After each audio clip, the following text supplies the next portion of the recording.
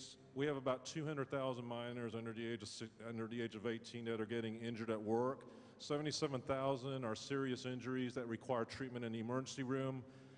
Sadly, 70 of them end up being fatal. And so these are just ways to try to create awareness to keep these young workers safe in the workplace. Just real briefly on this one, every so often we get these companies that go door to door, state to state, trying to sell magazines and other goods, but what they do is they promise young workers high wages, bonuses, worldwide trips to lure them into their vans, and then once they hop in the vans, they take the cell phones away, and then they take them across state line.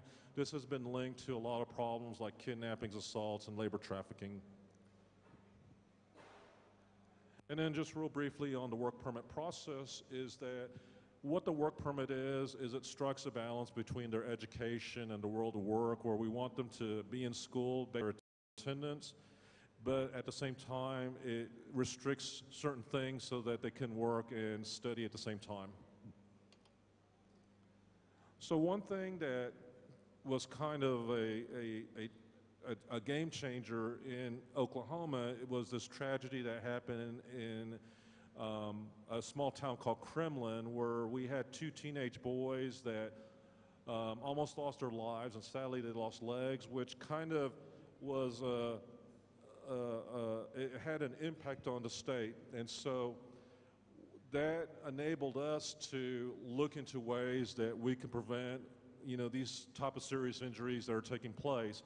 We were going around educating everybody about the youth employment laws, but we weren't really focusing on that safety aspect. And so we partnered with the National Institute for Occupational Safety and Health. And so just some interesting statistics is that 80% of high schoolers in the United States are already in the workforce. They're injured at twice the rate as their adult counterparts. And it costs the U.S. economy on average about $5 billion annually. And these job injuries and illnesses have a lasting impact when we're talking about youth under the age of 18.